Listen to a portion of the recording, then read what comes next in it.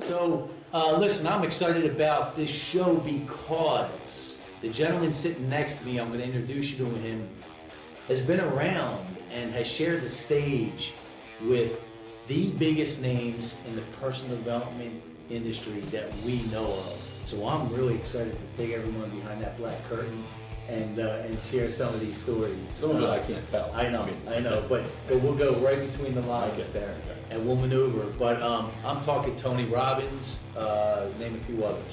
Brian Tracy, Og Mandino, Nino. Wow, a phenomenal speaker. Wayne Dyer. Yeah, wow. Yeah, I mean the who's who, man. I mean, absolutely the who's who. Introduce yourself. Let everyone know who you are, and then we're going to take it from there. Okay. Well, my name is Jeff Howard. I'm the founder and president of Winning Sales Habits for the last 15 years. Okay. Before that, I was in the personal development space. Worked with all the speakers you mentioned, and now I still work with companies, sales teams, trying to get them to improve sales performance. Took a little 6 years stint off and actually worked with professional athletes. Oh yeah? Good. Worked for one of the best sports psychologists in the world, Dr. Jim Lair. Wow. It was his senior vice president. Wow. And worked for Brian, worked with Tony, ran Tony's worldwide sales team for a little bit. Right.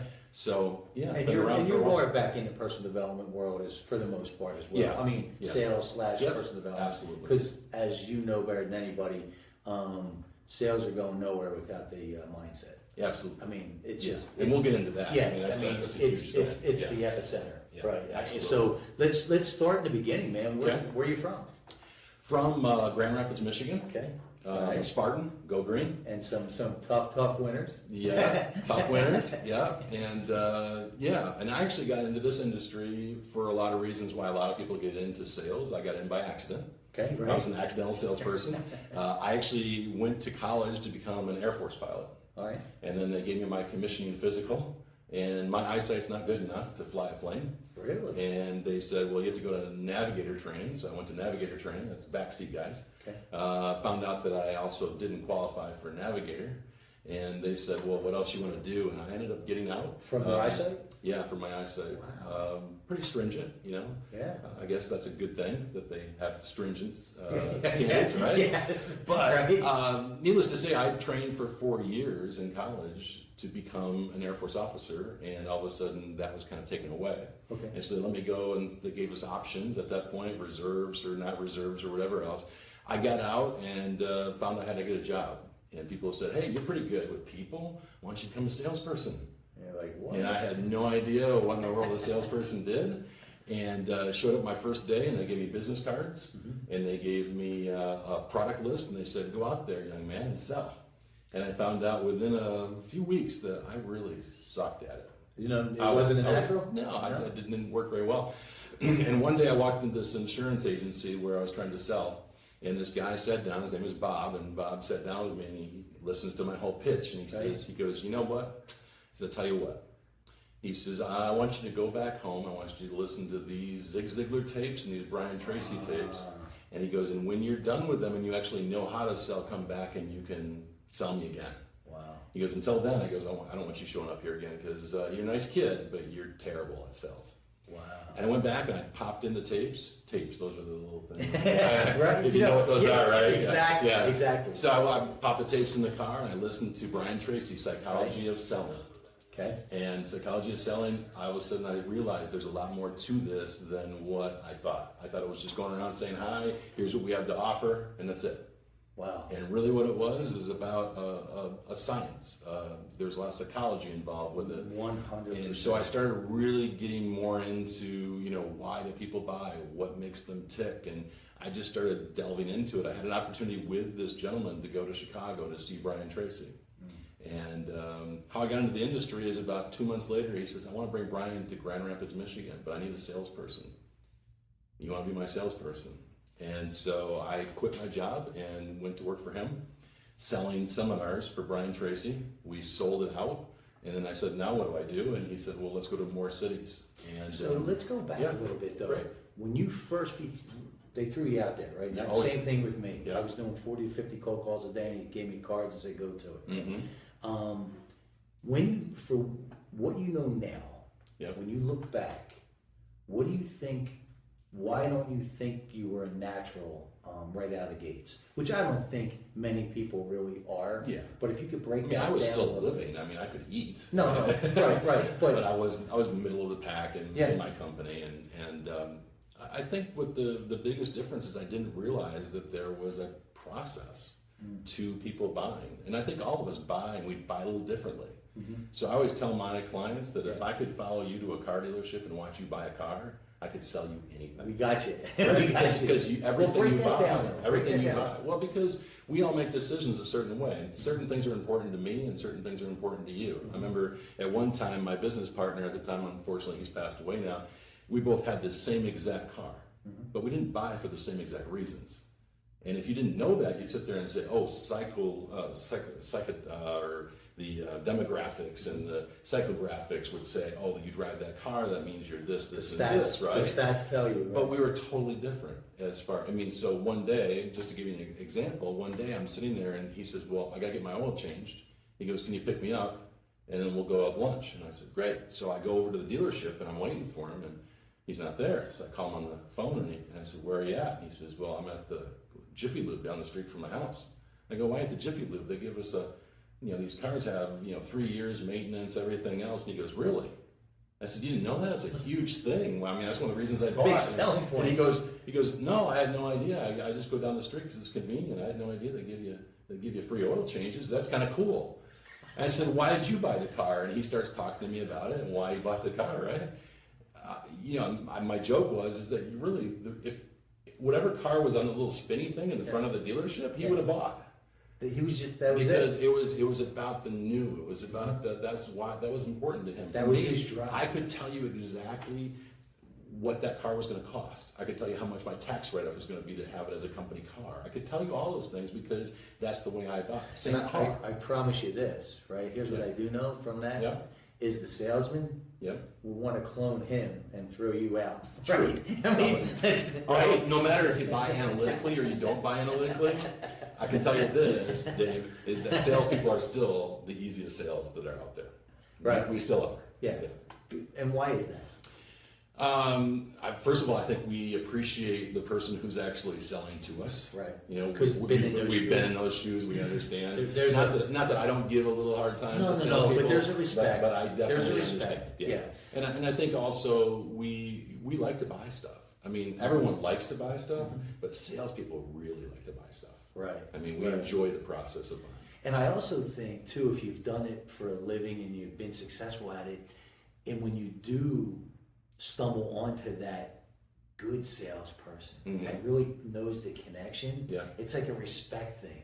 Yeah. It is. And the other thing for me, now that you brought that up, it's interesting, is because I did cold calling at first. I was selling copiers and fax machines door to door in Center City, Philly.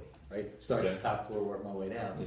And when you see, and there's not as many now as there were back then, right? Because of the internet. And when you see solicitors and you're just humping their stuff, you're like, man, it's like a salute. Like, did you see the YouTube video of the guy selling like the cleaner door to door? You have to, I don't know what the guy's name is, but he's selling cleaner door to door, and he's literally going, and he has the spiel that to all end all spiels. It is, I don't even know what the product is, but I can tell you I probably would have bought it. Because, I mean, this guy's got to go from place to place to place and do that spiel, and it's actually hilarious. But I mean, it takes some.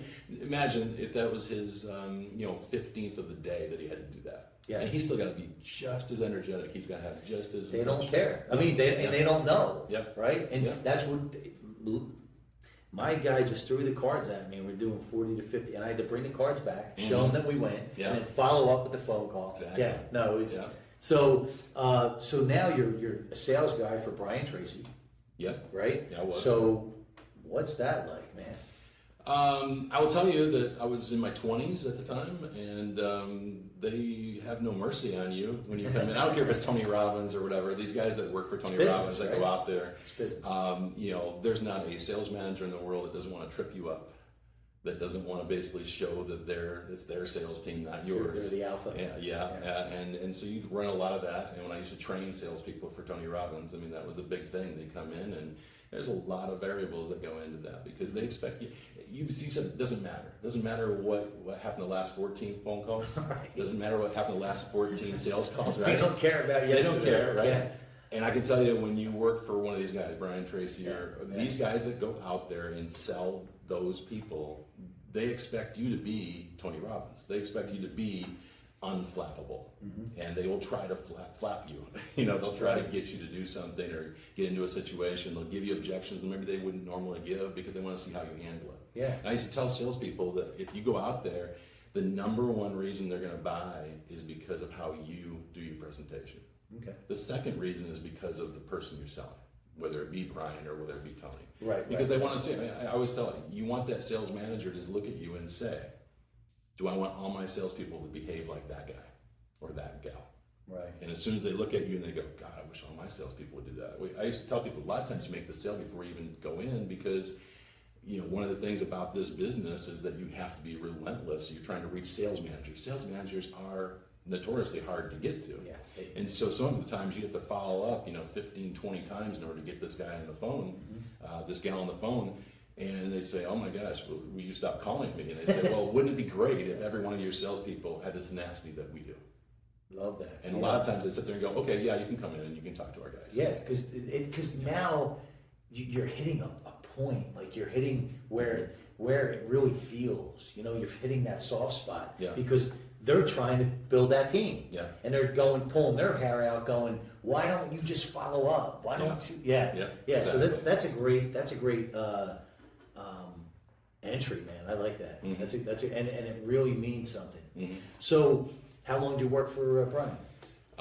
We did Brian for a couple years in the beginning, and it was our own company myself, and I came in as a partner after. I started off as a salesperson, worked my way up, and became a partner in the company, and we did Brian for quite a few years. And then our clients, we didn't really want to leave the Midwest, and our clients kept saying, well, we already saw Brian last year, and then we saw him again this year. Who else do you have? And so I started working with Jim Rohn. I brought Jim Rohn in and some other guys. And then what you find is your clients have bigger and bigger taste, and all of a sudden they wanted Zig Ziglar, and they wanted Stephen Covey, and they wanted, then, after a while it's like, hey, that Tony Robbins guy that's on TV, can you get him? And you're like, I don't know. Let me see if I can get him. Let me see if I can get him. And all of a sudden it's like you're in a different realm, with Tony. He's just in a different realm. So yeah, I mean, and then we worked with Tony, brought him into Michigan originally, and then we brought him into Indiana, and we had a pretty good run. I think I did like 16 cities with Tony back when I was in my 20s. Okay. And then I got hired back by Tony later. I came back in as an executive in his company. How much did that help you being around that on a consistent basis? When you look back, Dave, here's the interesting thing. Okay. And this is something I share with a lot of people on radio interviews and stuff, is that, part of it has been a huge plus. I mean, you can't help but be almost like that. It's just having even the spillover. Yeah, right? It's pretty intense, right? That's the great part of it. The bad part that I've run into, and I've noticed other people in our industry, and this is true for anybody who really gets into personal development. Okay. At some point, I think all of us feel like we should have it by now. We should be. I mean, it's like, I tell my story and I sit there and think about it. I worked for Brian Tracy, I worked for Tony Robbins, I had my own company. I was written up in the Business Journal when I was in my 20s as running this big company in my hometown, I really had a lot of the stuff going my way, and yet you still get hit in life. And so, a lot of times it's like, gosh, with my background, I should be basically laying on a beach somewhere, counting my millions of dollars or billions of dollars like Scrooge McDuck, right? Yeah. Because I've been around all these guys.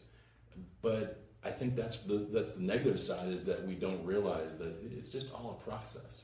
And we're all dealing with different stuff, and where we are today is different than we were before. And if it's not, that's the scary, that becomes the scary part. Yeah. And I always tell people, because you hear it as much as the same as I do, I should say, is, oh, well, you're the Monster Motivator, so you must never have a bad day. Yeah. It's not about that. To me, personal development is level of awareness, and getting out of that funk much quicker than I could have 5 years ago, 8 years ago, 10 years ago, and that's when you know where if you're moving in that right direction. So I think that's really what it's all about, is getting out of that funk quicker than you could have before. And you never know what that's going to be. You know, I told you I had a very, very good life. I mean, you know, regardless of whether or not I didn't make it as a pilot, right? Which was kind of a setback in life. You know, that's what my plan was at the time. But I ended up landing on my feet, getting a job, you know, going to work in my 20s for, you know, all these great people, right? And so things were going well. Got married, had 2.2 kids, 1.1 girls and 1.1 boys, right? And, you know, had everything going my way. And I used to always watch speakers, you know, that had those stories, right? The stories of the phoenix rising from the ashes, right? And I'm sitting there going, it's like going to church, you know, and the guy stands up, and I was drug addicted, my parents left me, I grew up in a shoebox, right? And you're like, wait a minute. And I'm sitting there going, oh, my parents love me, and I actually get along with my sister, you know. No, I lived a middle-class lifestyle in Michigan. I had a full-ride scholarship to college. And that's the truth. truth. And you're sitting there going, hey, my life is that way. And I think one of the interesting things about life is that, you know, I started to kind of believe my own success. And all of a sudden, you know, about 5 years ago, I kind of got hit the other way. Okay. Which was, you know, I used to work with some of the best sports psychologists in the world, right? Used to be around people like Pete Sampras and Monica Seles and Jim Courier in tennis. Tennis was a big thing. If you're a golfer, you know, Nick Faldo, Mark O'Meara, Ernie Els, you know, they all, Helen Alferson, they all used to work out in my gym, in my office, you know. And you did the psychology. I was a senior vice president, so I ran sales and marketing. Okay. So we had at one point 9 psychologists that worked. Really? You know, yeah, we had the main one, which was Jim Lair, and then we had a bunch of other ones from the Olympic Training Center, and you know, people from Chula Vista here and from Colorado Springs that came down to Florida. So we had a whole sports training, and then I mostly dealt with more of the corporations. So we had executives come down and train, and so I was around all this stuff, you know, so much, you know, and so all of a sudden things started to go a little haywire in my life, and things that never really happened to me during that time in my life started happening. Like I gained like 75 pounds, right? I ended up getting a divorce. Where do you think, where is that paradigm shift? Because it's interesting, up to there, right? Yeah, you were looking around going, wait a minute, where's the kink in my armor? You never know what you need until you get tested. You never, say it again. You never know what you're going to need until you get tested. Okay. And when you get tested, you find out where the gaps are. Okay. And so it had been almost too easy. I didn't have that phoenix rising from the ashes. I didn't have hardship. So it's a little like, I always say, struggle equals strength. Yeah. Right. So now it's time to build those muscles. Yeah, I didn't have those muscles in that area. I had other ones, but I didn't have those. And all of a sudden, it's like, oh my gosh, I'm not prepared to doing this. And again, part of that is kind of that. Well, wait a second, I should be. Right. I used to teach mental toughness for athletes, and I used to work with Tony Robbins, and I should be able to handle this stuff without even just snapping my fingers. Yeah. And you realize I was totally ill-prepared in order to do it. Wow. But what you do is you go back, and you go back in the same thing, which is what we tell our clients to do, which is you start with the basics and you work your way up. Yep. Same thing. It's like you're starting off, and it's almost like going and doing 2 days when you're in football. Yep. You just sit there and go, it's time to train. Yeah. And maybe I didn't train as much as I was because it came too naturally. I saw that with athletes all the time. You get these young guys coming in, guys like 100 and something in the world, and he's like 17 years old, you know, in tennis. Yeah. And he comes in, and some of our pros that were there would look at him and go, he'll never make it. Right. I'm just thinking, what? He looks fantastic. He's only 17. They go, he ain't got it. He doesn't have it. And then they put him up against a pro, right? Oh, and break him. And all of a sudden it would be like 6-love in like less than 20 minutes. And just break him, huh? And he would just like melt down. As Jim used to have this saying I thought was hilarious, because he melted down like an ice cream cone in the Mojave Desert. Yeah. And it just, just right on the court. Now, was that your job to rebuild that? Is that what you did? We had psychologists that worked in the sports side. That's right. To rebuild that, if at all possible, right? Yeah. Or to a certain level, whatever that is. Yeah. You know, so it's like the polar opposite of when we hear Michael Jordan's story, right? Mm-hmm. You know, didn't make the high school basketball team, right? Yeah. And Oh, there's definitely a, one of the things that we used to do with athletes, and one of the things I try to do with salespeople now as well, which is the first step, of making change is to face the truth. Okay. And a lot of these guys, I mean, you might have somebody who faced the truth and went through that adversity. Right. And so that's why adversity is not a bad thing. It's a must. Unfortunately, a lot of kids today that I run into haven't had any adversity. It's a must. And then all of a sudden they get into it and they do melt down. Yes. Yes. Right? We can't have that melting. And here's that's a great point, because parents out there that are watching, here's the biggest problem with that I see. If your kids don't have adversity until they get older, the problem is when they have that meltdown, they're adults or young adults. Now they can make other decisions that they couldn't necessarily make when they were younger, 10, 12, 13, 14 years old, versus 22 years old, right, or 18, they're out at college, they have a meltdown, and now they have access to things that they didn't have. Yeah. So, if parents are questioning whether or not they want their young kids to go through adversity, think about that, right? Because once they're out of your grasp, I don't care how good you are, they're out of your grasp, right? And that's it. And when you look at the day, they're out of your grasp 60%, 70% of your day anyway, right? So, I think a lot of parents naturally, right, you want to protect your kid. That's natural. That's it. But they got to go through that, man. Well, one of the best stories of this was when I was working for the sports training company, and this is many, I can't remember what year it was. It's probably 97, maybe 98. I'm old. Yeah, I'm right there. But anyway, so Orlando Magic were playing the Houston Rockets. Okay. And it was the NBA Finals. It was Hakeem Olajuwon and I can't remember what the guy, Dell, whatever, the coach, white hair. Yeah. Guy, Bobby Knight? No. It was, I can't remember, it was Dell something. Oh, okay. But anyway, so Hakeem Olajuwon's playing, and it was Shaquille O'Neal and Anthony Hardaway. And so they're playing against the Houston Rockets. And so the first game's in Houston, right? So Houston's got home court advantage. So the first game, it's basically the end of the game, it's tied. Nick Anderson, playing guard, gets fouled. Gets 2 free throws. There's like a couple seconds left, I think, on the clock. So he's going to go up there. Now, the coach for the Rockets has a fit. Gets called for a technical. 4 free throws. 4 free throws. Nick Anderson's a 78% free throw shooter. He has to make 1, and basically it's almost impossible for them to win. It's a done deal. Doesn't heave it, Yeah. So he gets up there, shoots the first 2, misses them both. Gets up, shoots the second 2, misses them both. Goes into overtime. Rockets win, swept 4-0. They would have easily 1 free throw out of 4. Okay. The interesting part about this story is the fact that year, Nick Anderson was averaging high teens, I think it was, averaging 78% free throws. The next year he came back, he was under 10 points a game. Wow. And he was shooting less than, I think, 65% free throws. He's the same guy. Same guy. He's made those things in practice all the time. Yeah.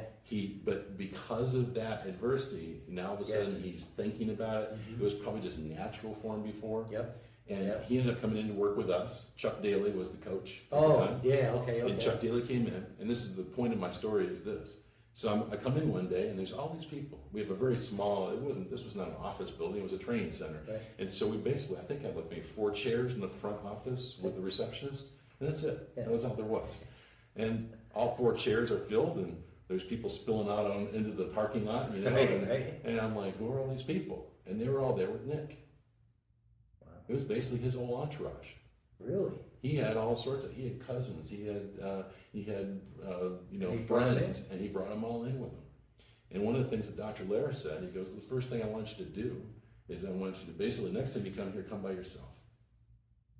He goes, the second thing I want you to do is I want you to go and move out of your house. Because he asked him who was living in his house. Yeah. Move out of your house and go get in a condo for a few months and just go live by yourself.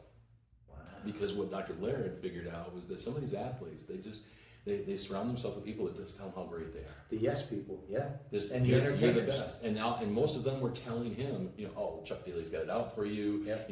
That's why you're not getting playing time. Yep. You should. Yep. They're basically trying to ride you out of the team. Now Nick was able to turn things around, became a franchise player for I think it was Seattle after that, and retired as a very, very successful NBA player. But he wasn't heading in that direction. Look at the difference. The only difference was one thing. It was up here. Yes. It was his head. It just for a short amount of his career, Yeah. it just affected him for maybe half a season. But for half a season, 4 missed free throws literally almost destroyed his career. And you think about sales, because that's what I do every day. You look at sales, and I see people. I mean, I say, what's the, how many of you ever had a sales call where after you left the sales call, or maybe you just hung up the phone, it was a on the phone sales call, and then all of a sudden, everything you should have said or you should have asked comes into your head, right? And everybody goes, yeah. I said, you know what? There's a psychological term for that. Yeah. It's called choking. Right. It's choking. Exactly. You choke just as bad as Nick Anderson didn't shoot free throws or anybody else. Yep. So what's the antidote to that? Well, that's the interesting part, because I started off in sales, right? Before I learned about sports psychology, before I learned about Tony Robbins, right? And all of a sudden you realize that there's things that we've developed over the years through psychology to be able to do that. Everything as simple as a ritual that you go into before you even pick up a phone to make a phone call. It can be a ritual that only takes like maybe 10 seconds. Yeah, and I learned this actually from tennis players. The time between tennis points, on average, 16 seconds. Okay. That's how much time they have. So no matter if they made a terrible play, they had a terrible shot, they aced it, or they had a great one, they had 16 seconds to go from there to where they were going to be for the next point. So they had 16 seconds. They couldn't sit there and contemplate life. They couldn't write down their goals. They couldn't meditate. They couldn't do any of that stuff. They had to have 16 seconds, some sort of a ritual they could do in between. And that's one of the things, in fact, there was a book written about it by Dr. Larry called The 16-Second Cure. Really? Yeah. And if you're into tennis, I don't know if you can find this book anymore, but it was a great book basically about what do you do in between points of tennis. I look at the same thing with a salesperson. I mean, most of the time, you're not in front of a customer. Most of the time, you're in between. And so what you do with that in between time can be just as important as what you do actually in front of the customer. And sometimes more. Yeah. More important. Because you're getting yourself ready, getting yourself prepared for that meeting. Yeah. Right? And your intention. Yeah. What do you want to get out of that? I'm sure all that's involved. Yeah. Yeah. So take us a little further along. Now, so Brian Tracy, and now you get somewhere along the line, you get hooked up with Tony Robbins pretty tight. I mean, you actually did what, 16? 16 cities. 16 cities. Yeah. How was that? Was it like a traveling, like... It's a rock show. Yeah, it's a rock show. I mean, he's a rock star. Yes. I mean, even back then. I mean, we're talking about a lot. Now he's still, oh my gosh. When was that? This was probably in the 90s. Because that's when I saw Tony live, the one and only time in Jersey. Maybe it's the Brendan Byrne Arena or something. It had to be in the early to middle 90s. Mm-hmm. Yeah. So, and it was sold out stadium. Schwarzkopf was one of the speakers. Okay. The bigger ones. We didn't do those. Oh, you didn't? Okay. No. Yeah. What's his name? Reeves. Christopher Reeves. Yeah. A few other big names. Yeah.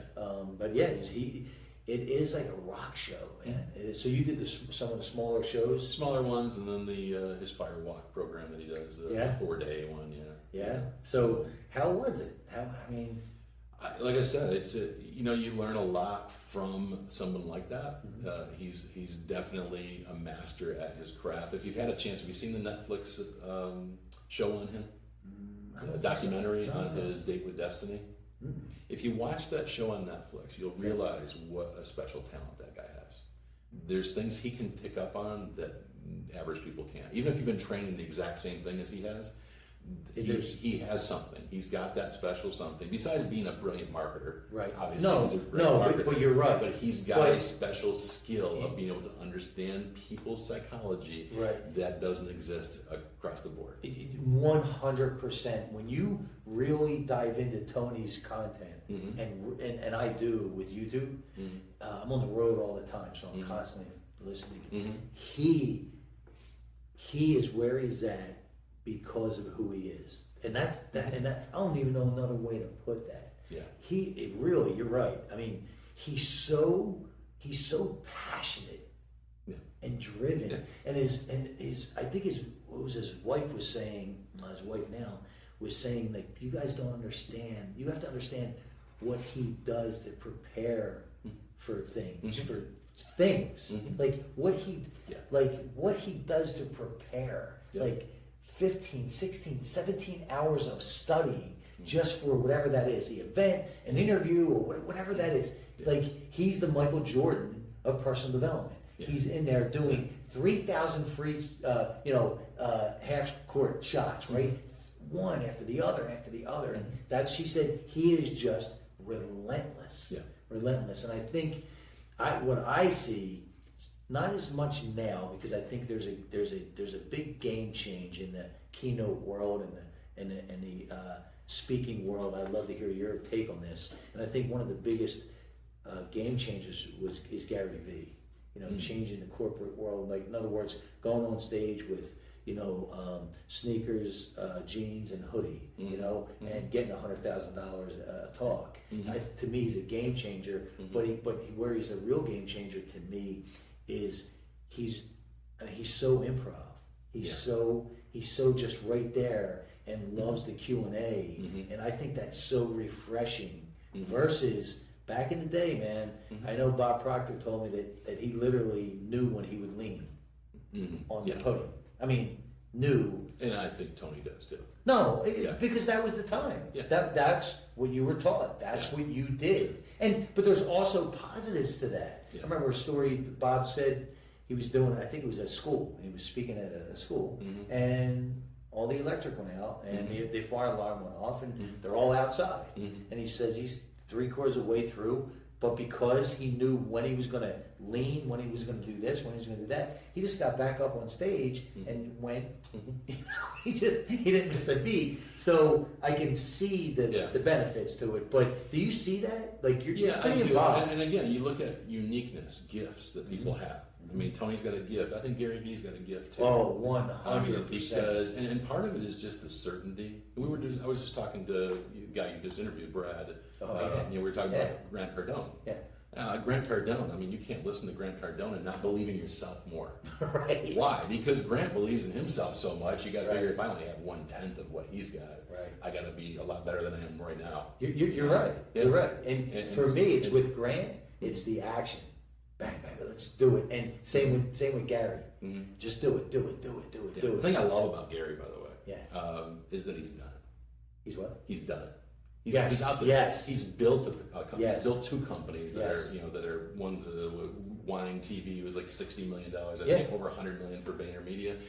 That's impressive to me because he's not just out there talking about stuff that he theorizes about. He lives it every single day. And what people don't understand about Tony Robbins, by the way, he doesn't make his money off from what he does on stage. I mean, he makes money. Businesses, right? He's got huge, Yeah. billions of dollars. Yes. Billions of dollars. Yeah. And of which Robbins Research, which is his speaking part of it, is a small little part. That's his passion. Like, that's his oxygen. Yeah. That's his. But you're so right. Here's the other thing: when you take a guy like, and I say kid, right? So I look at Gary. So he's like still like a kid, Mm-hmm.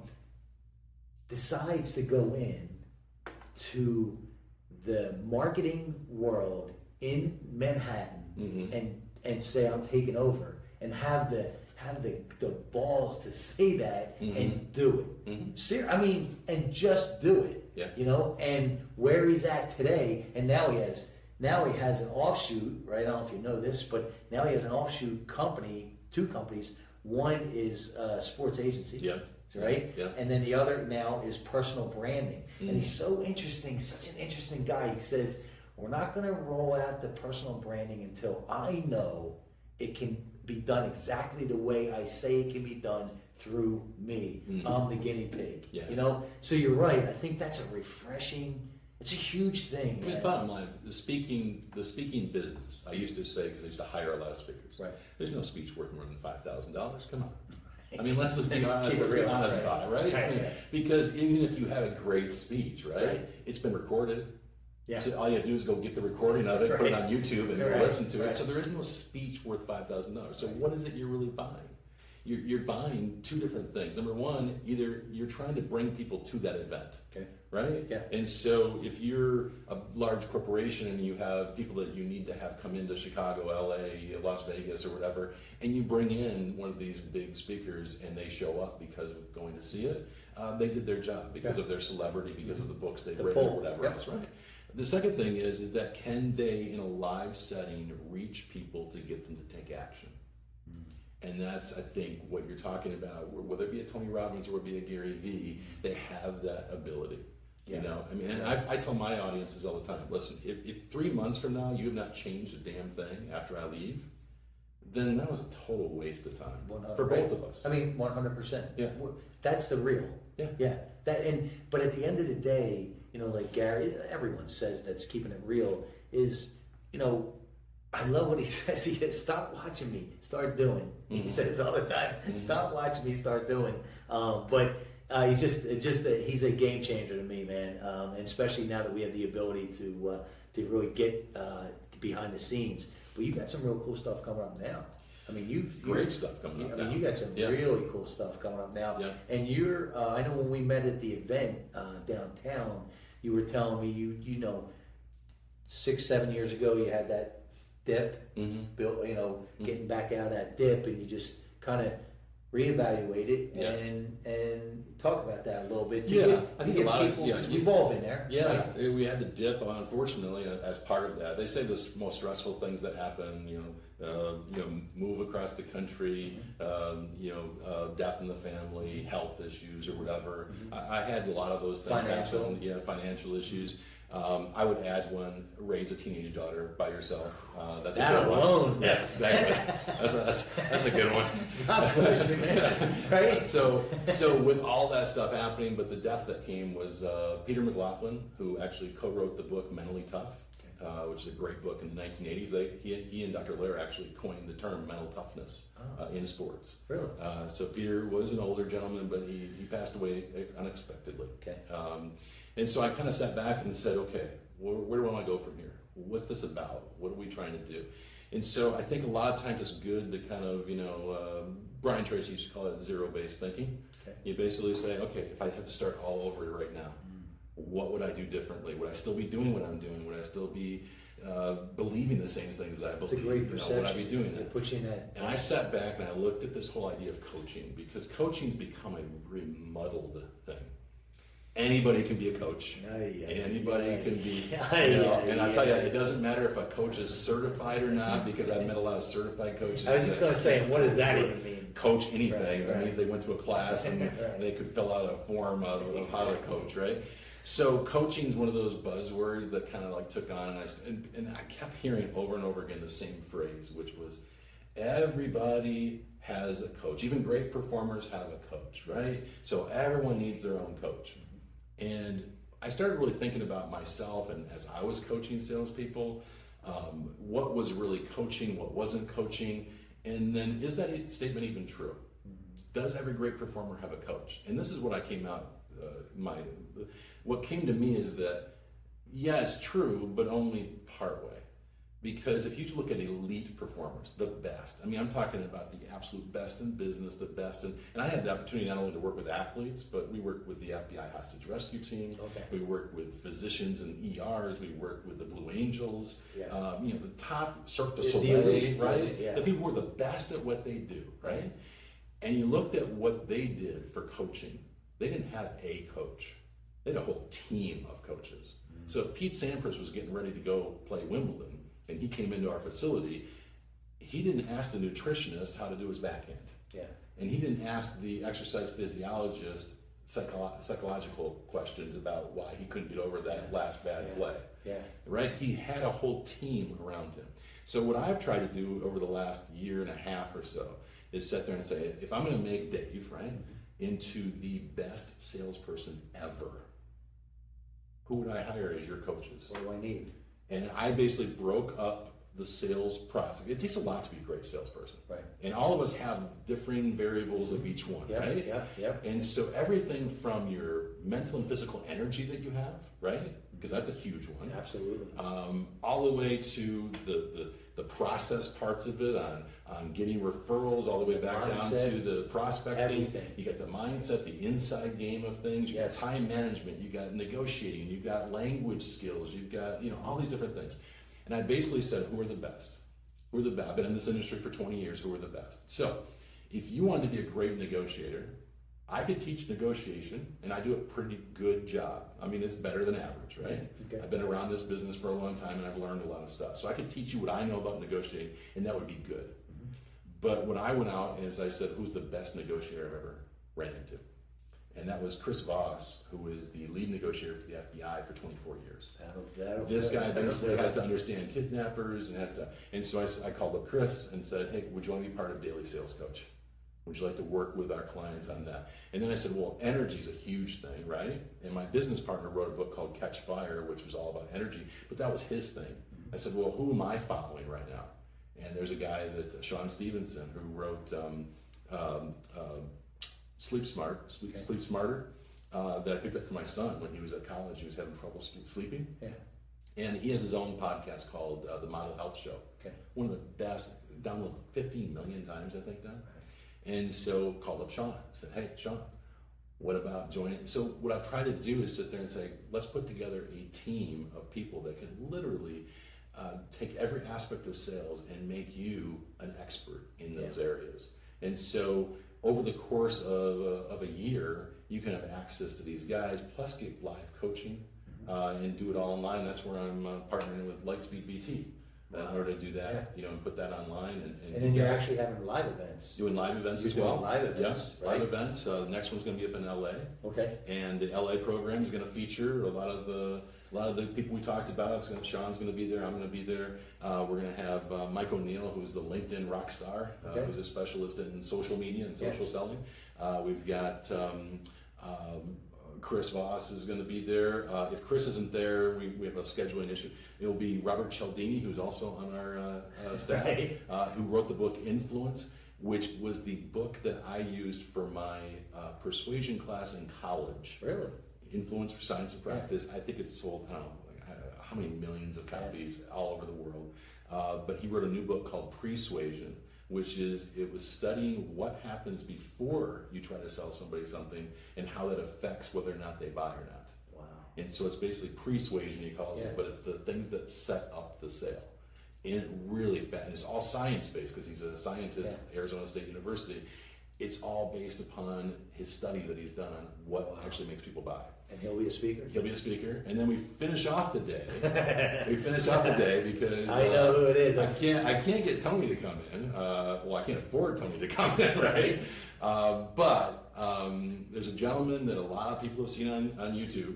42 million have seen one video. Is that what it is? 42 million. Just for when you want to succeed as bad as you want to breathe, 42 million downloads on that for YouTube.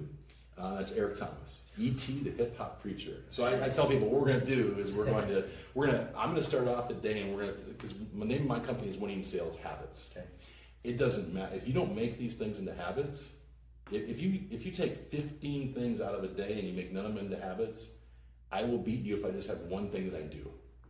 So you get one thing and make it into a habit. It's repeatable. So it's something that I'm not thinking about all the time.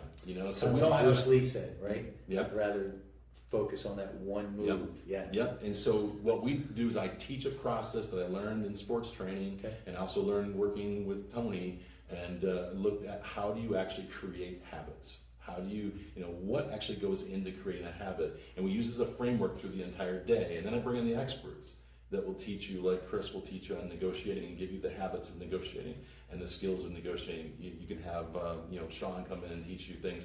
Again, it's not like he's going to sit there and give you stuff that you've never heard before. A lot of stuff you have, but can you make it into a habit? And he's going to teach you some stuff that you never even thought about, how it affects your sales and your business. Wow. Because I don't think most people are sitting there thinking, well, I didn't get enough sleep last night. Oh, that's going to affect my sales.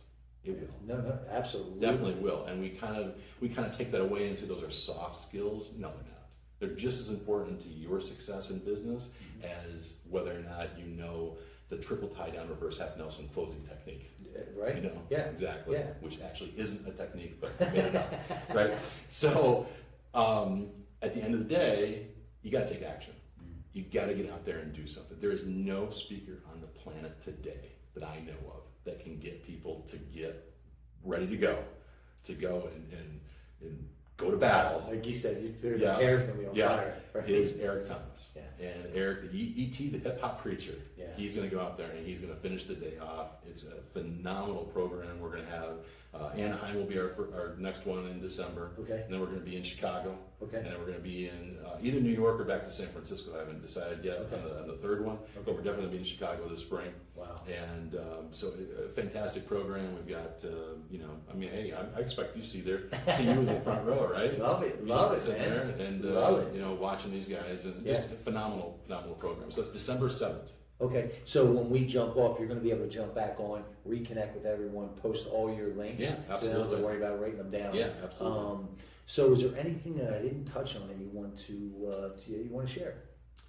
I don't really know there was anything in specifically that I want to touch on. First of all, thanks for having me come up here. I appreciate you taking the time. Yeah, I mean it's been fun and just sitting here and chatting, basically.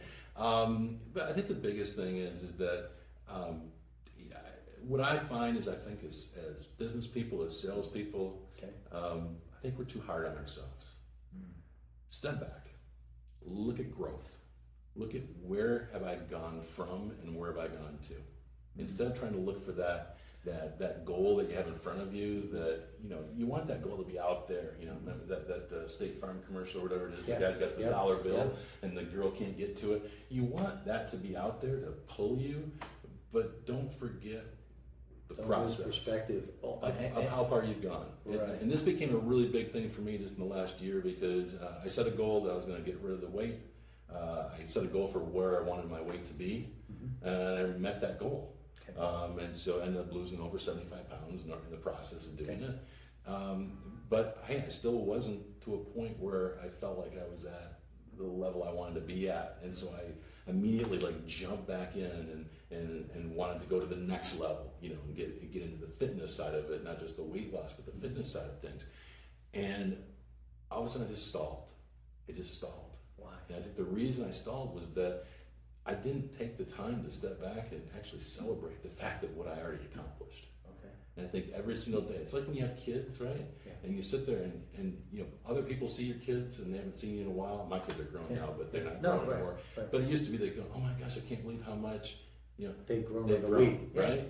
And you don't notice it because you're there every day. You're inside the frame. We're inside ourselves all the time. We're living our lives and we get so into it. We don't take the time to step back and say, what is it, not just what I want, but what is it I've already accomplished?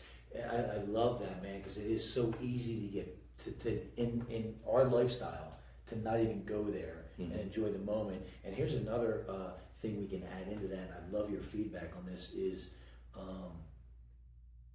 as you find yourself beating yourself up, stop, like you said, reevaluate, put things into perspective, give yourself the credit, and also part of that downfall, I think, is judging yourself against other people. Oh my God, well, he's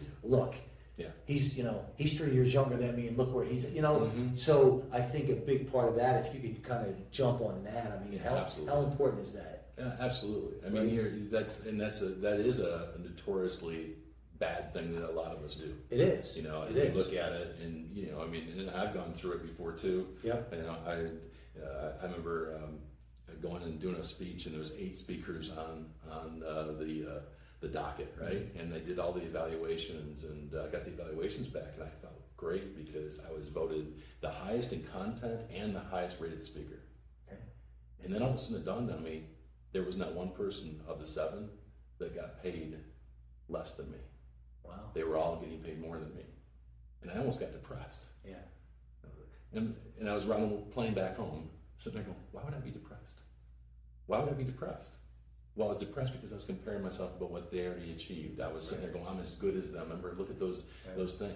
It's just it's a vicious cycle. I don't care if you got kids that win. Yeah, if you got kids that are doing that, if you got business people that are doing it, salespeople do it, speakers do it, we all do it. And unfortunately, you have to be able to you have to be able to live your life and what you want and what you're trying to do. But yeah, definitely you asked me one other thing, something I always do when I'm talking about, business, is what we have to understand is that, life is meant to be enjoyed. If I had to say that there's I get asked the question, what's one thing you look for in a salesperson?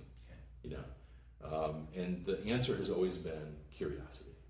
I want somebody who's curious about stuff. Somebody that actually wonders how that guy's business works when he goes in and wants to solve his problems. I want somebody who's curious about the world, curious about the competition, know what the competition is doing. But I actually would say curiosity is one. The other one is I want somebody who's having fun. If you can have fun even in the most arduous things that you have to do, I'm amazed. You travel quite a bit, and so do I, right? And so you sit there. I'm amazed at. Do you know? There's a comedian that was on. I saw on YouTube one day talking about. Do you realize that we're literally flying at 500 miles an hour, through the sky? Instead of sitting there and bitching about the fact that we don't have internet service that's fast enough, we should be sitting there going, "Wee!" It's amazing, and right? You're right, and what you just said brings me right, and we were talking about Gary Vee. Right? Now, this was a YouTube video that you could see, an interview with Gary, I think it was 2015, the end of 2015. It was Gary Vee and Jack Welch. Okay. Right, and if you don't know who Jack Welch is, right, he was, 25 years, the GE, General Electric, had over 450,000 employees under him, and he was telling this story. And this goes exactly what you're saying. And the reason I want to bring this story up is because when you say, I want someone to be happy, I want someone to have that energy. And I think it's easy for people to say, well, yeah, okay, I get it. But let's go deeper on what you really mean by that. So Jack Welch was being interviewed, and he said, and the one interviewing was his wife, right? So they were going back and forth with him and Gary, and she said, Jack, you've done all this, have all this success. She says, is there anything that you regret? And he didn't even blink an eye. He said, when I got to my peak level, I had another business with partners, and we would buy and sell businesses. And he said, we got to a point where we were buying a business a day, over 200 businesses a year, and then either flip them or build them. And he said, the biggest mistake we made was we looked at the P&Ls over the culture. And he said, if I had to do it all over, every time we looked over the culture, it came back and bit us. And that's what you're talking about, right? Is the culture of your environment, the culture of your company, the culture of your business. And as a sales manager, as a general manager, as a CEO, that's your obligation, right? You want to make sure that that culture is so solid. And that's a big part of it. I think we have this idea, and I don't know if it comes from the media or it comes from film or whatever, maybe somebody as old as I am, the John Wayne, type thing, the manly man type thing, right? But we have this idea that success is about, gritting it out. About, I have a slide, I like cartoons, because Mark Twain said all humor belies grievance. Right. And when you see a cartoon and you laugh, there's usually a little bit of truth to it somewhere, right? And there's one, and I asked people, I said, my dad told me when I was growing up, the same thing probably a lot of people told you, which was, put your nose to the grindstone and you'll be successful, right? And I ask audiences all the time, how many of you own a grindstone? Raise your hands, right? And every once in a while you get somebody that raises their hands. I said, we actually had one at my house when I was growing up. It was in the basement, on the workbench. And my dad would use it to sharpen the sickles and the hoes and all the farm implements, the gardening implements, that we'd use around the property. And I didn't want my nose anywhere near that. And that's the cartoon, is actually this guy at a desk with a grindstone spinning with his nose on it. Just grinding away. And I think that's what we have this idea about what work is about. And we look at performance, right? If you think of a golfer, right? And I work with golfers. This is going to be think about a golfer, and you sit there and say, okay, you got a 3-foot putt to win the U.S. Open. And then you sit there and go, okay, now picture the guy walking up to that putt and going, I'm going to make this happen, man. Right. I'm going to make it happen. Right. What's going to happen to that putt? That putt's not going anywhere close to that hole. He's either going to pull it or he's gonna push it. He's gonna do something because his muscles aren't relaxed. What he There's needs no to flow. go up there, he needs to go up there and basically just be calm, confident, in control, focused, and having fun. Yeah, that's so great. I love that you use golf analogy because I always talk about the as a reverse, which is the driver, right? Okay. So you look at me, and if I'm standing next to Chi Rodriguez, right, in his prime, right, there's nothing I'm going to be able to do that's going to outdrive Chi Rodriguez. But when you look at him, he looks like a jockey, right? He's so tiny, but it's all about the flow, right? And it's all about the timing, and it's all about the rhythm. It's not about muscling it. It's not, and like you're saying about the putt. And I think that's such a great analogy for life. So I have 2 questions for you. Okay. What's your definition of success? Yeah, I've heard a lot of them over the years. I think But what's yours? my definition is success is really synonymous with me with choice. Love it. Love it. So, Choice. okay. Being able to do what I want, with whom I want, whenever I want. Just so mine is living life on your terms, whatever that is. Yeah, Same okay. thing. Yeah. Okay. What's your definition of happiness? Definition of happiness. Being able to experience joy in everyday things. Okay. And mine is fulfillment. I think when you're fulfilled and you feel fulfilled, you're happy. But whatever that is, right? Whether it's living in a tent in Africa, if you feel fulfilled, or Mother Teresa, right, feels fulfilled, right? Or building the biggest building in Manhattan, right? If you're fulfilled, I believe you're happy, and we are on the same page with success, man. Living life on your terms, and I think that's our entrepreneurial DNA, right? Yeah. And that's what we're always striving for. So, man, I want to thank you for coming out. Thank you so much. It was great, and we're going to take this out Monster Motivator style. Now, Yes. I learned this from Tony. Okay. And I'm in 1,000% agreement. Is you can only be in one state of mind at a time. True. So if you're in, By the way, that's biochemical. Okay, Yeah, break it so down. I- Give us more on You that. sit there and tell people, how do you want to feel? If you want to be at your best, and the first word that always comes up is confident. Okay. Confident, by the way, breaking it back in its Layers. origins, Yeah. means with faith. Okay. With faith. Moving forward So with faith. if you understand that what I'm doing, I have faith that the result is going to be what I want, that's what gives you confidence. Okay. So it's Love about that. forward thinking. Love that. So confidence, though, does not exist with other emotions. If you think about it from a biochemical process, Okay. when you're happy, every cell in your body has the biomarkers of happiness. When you're upset or angry, every cell in your body has the biomarker of anger. Okay? They can't exist together. It's like having an acid and a base and Love pouring them that, in, man. and you can't do it. So you cannot be confident and frustrated at the same Or time. worried. Or worried. At that Yeah, moment. At that moment. And that's what I'm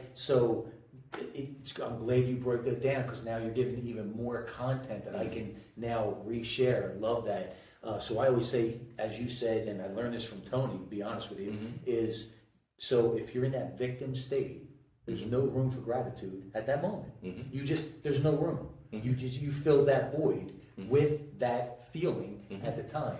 And I always say, I don't make the rules, you don't make the rules. And I know Tony thinks he doesn't make the rules. Life makes the rules. And life always says, you have choices, right? You can feel grateful, you can feel unstoppable, or you can feel like that victim. It's up to you. It's your perception, and life is about perception. So because life is asking that, we take this out. It's called Monster Motivator style. Okay. It's called the Monster Motivator Roar. Right? Okay. So this is the product Roar, and the sound is just as important as the pose. And it's just like this. We're gonna take it out on three. On three. One, 2, 3. Ah! Oh man, killed it.